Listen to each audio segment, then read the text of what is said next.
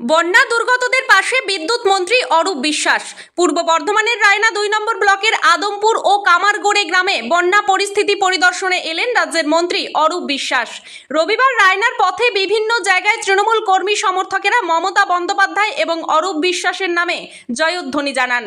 আদমপুরে পৌঁছে মন্ত্রী ত্রাণ শিবির পরিদর্শন করেন এবং সেখানে থাকা দুর্গতদের নিজের হাতে খাবার পরিবেশন করেন।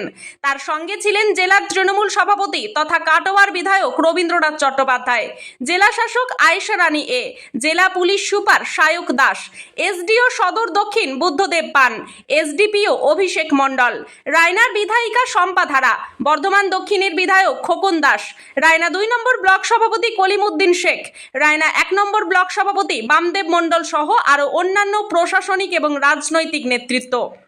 মন্ত্রী দুর্গতদের হাতে মুখ্যমন্ত্রীর পক্ষ থেকে ত্রাণ সামগ্রী এবং কৃষকদের হাতে শস্য বীমার ফর্ম তুলে দেন। তিনি বলেন, ডিভিসি রাজ্যের সঙ্গে কোনো রকম আলোচনা ছাড়াই জল ছেড়ে এই মানুষগুলোকে ঘরছাড়া করেছে। একদিন এই মানুষেরাই বিজেপিকে এই রাজ্য ছাড়া করবে।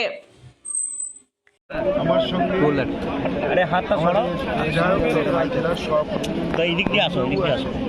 আমাদের বিধায়ক খোকন আছে, এই স্থানীয় বিধায়ক মুখ ঢাকা পড়ছে।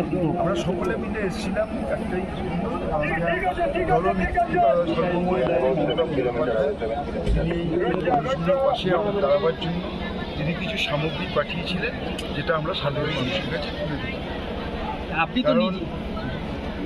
আপনি নিজের হাতে পরিবেশন নিজের হাতে পরিবেশনও করলাম। এটাই আমাদের শিক্ষা, মাননীয় মুখ্যমন্ত্রী আমাদের শিখিয়েছে।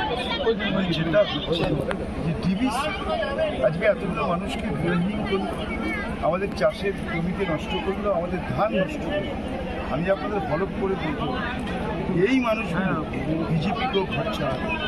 আজকে যেমন এরা গৃহহীন হয়েছে, এরা একদিন বিজেপিকে বাংলা ছাড়াবে। এটা আমি আপনাদের নিশ্চিত করে বলতে পারি। ডিভিসি ইচ্ছাকৃতভাবে পরিকল্পিতভাবে বাংলার সর্বনাশ করছে, বাংলার গ্রাম বাংলার মানুষকে সর্বনাশ করছে, বাংলার মানুষকে গৃহহীন। কি অবস্থা দেখলেন?